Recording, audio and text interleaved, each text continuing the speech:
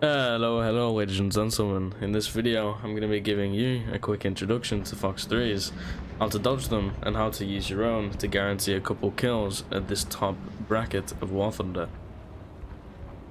The aims of this video are to teach you as the player how to be confident when it comes to dodging Fox 3s, how to use your radar and your own to make sure that you get some kills. In this video, I'm going to be working through a couple worked examples where I'll run you through my thought process and the strategies that I use in order to not get hit by these Fox 3s.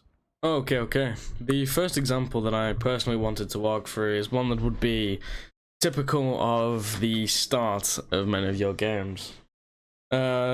Usually you are hugging the floor, you're flying across the floor at this multipathing height, and as you're coming in towards the battlefield, like I am here, you'll get some RWR pings from aircraft. Flying into the battle here, you will get pings from Fox 3s. When you see MSL, that means that the missile has gone bulk up. This means the missile is tracking with its own radar and it's no longer taking information from the host radar, meaning that this player no longer has to hold you against the radar screen. Seeing these MSL warnings, you want to bring them into what we call the notch. This is a point where the missiles are at a 90-degree angle to your airframe. This gives them a very thin side profile and means that the chance of them locking onto your chaff is much higher. In this example, these are 120Cs that have been launched off of the F-18, meaning that they hold their energy, especially when they're coming down, very well. In this example, what you're going to see is because I'm still getting these track warnings, I'm going to attempt to run the missile out of energy by turning my airframe. This is going to cause the missiles themselves to turn, bleed more energy, whereas I can speed up and run away from them. Here's the moment where I begin the turn. This is where the scary part actually is, as we're going to start seeing the missiles coming down and hitting the wash in front of us.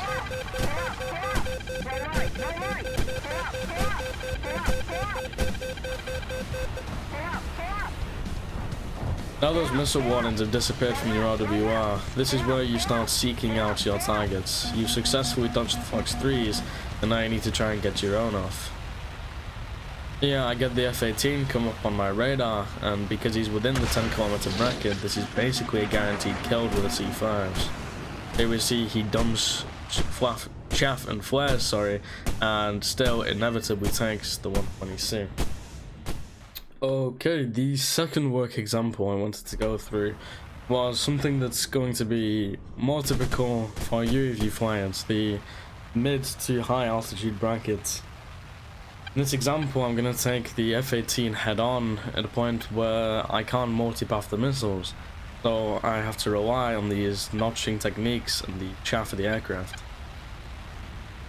The F-18 in this example is going to launch these 120Cs or the 120Bs at around 20 kilometers, which doesn't leave me in the Typhoon with much time to start evading to get them off my back. The minute these MSL pop up on my RWR, I'm immediately pulling the aircraft so I can bring the MSL 90 degrees from the airframe into the notch. I'm still dropping chaff by this point, and I'm turning to kind of break that missile's estimation as to where I'm going to be.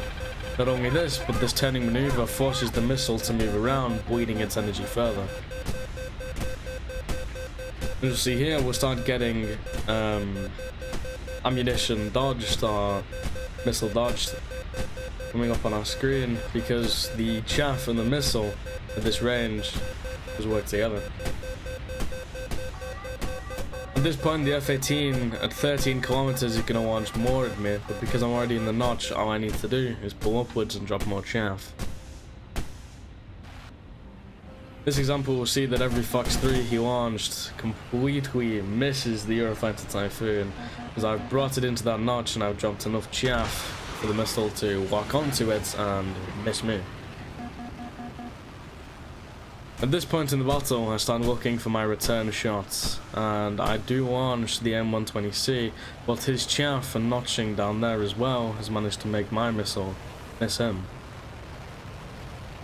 Funnily enough, the missile here actually tracks a random AI MiG-15 and does score that kill, as I don't think he dropped any chaff himself.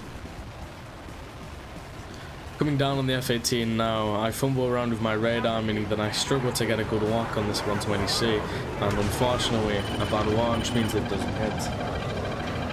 At this point in the game, I continue to play with my food, tailing the F-18, making him scared for his life as he attempts to outrun or outmaneuver the Eurofighter Typhoon.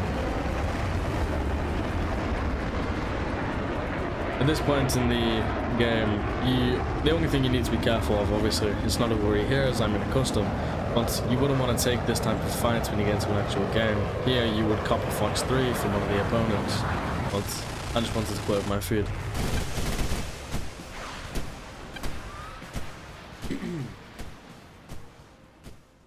In this next example, I wanted to run through more of a missile joust in which for 90% of the fight, we're going to stay within 15 kilometers of each other, within 10 kilometers of each other for most of the battle in the city. Here again, we're going to have Fox 3's launches from 20 kilometers, and as you know the script, the minute I see that missile, I'm going to start rolling to get that 90-degree notch straight away. Dropping chaff more and more, just trying to get that missile to relock the chaff instead of locking my aircraft.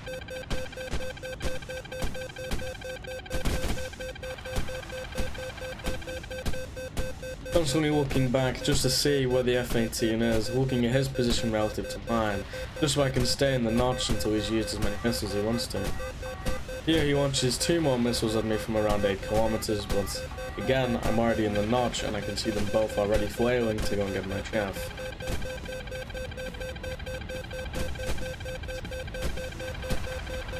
Now that I see no more missiles coming off his rail, what I'm going to do is I'm going to attempt to run over. Here I know that if I can get a HMS lock, it's a very good chance that this 120C will hit. However, the missile that I'm going to fire here, rear aspect, chaff forces the missile to miss.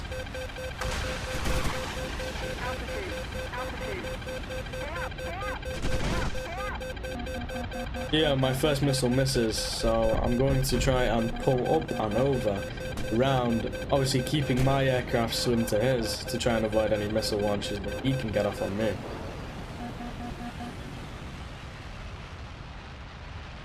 Yeah, again, I'm going to get 2 red circles, but you can really see how much of an effect notching has, because that missile doesn't even attempt to drag the 90-degree notch. Coming over, this is where your IR missiles will be useful. Rear aspects, your 120Cs aren't going to hit. Unfortunately, this F-18 takes an aim. So, last but definitely not least, we're going to go over what have we actually learned. First of all, we learned that notching is important. And here I have a notching graph in which you can see the line, which becomes 90 degrees. So, what does actually bringing the missile into the notch do for yours? It provides the missile with a thin side profile, making the missile more susceptible to locking chaff. It makes it so you do not have to multipath to dodge the Fox 3, and it puts you in a position in which you can begin looking for your own targets. But when is notching actually applicable? Notching is going to be best used when multipathing is not an option, and you cannot use a natural cover to dodge the missile. For example, when you are high up in the sky, or if you're on a desert map and you don't exactly trust the multipathing, or if you're on a map which has, very variable terrain but still no mountains, and it makes it difficult for you to hold that multipathing altitude, notching can be your best friend. So, got some examples for you. Let's see if you can get the right answers. Imagine you are gliding across the floor in your aircraft and there are mountains nearby. Would you notch or would you use the natural cover? The answer is natural cover. The only situation in which you would use notching here is if the missile is too close for you to get to the mountains. And the next example is, imagine you are sat at 5,000 meters altitude and the opponent launches at you in the head-on. Notching or natural cover? Here, you would use notching.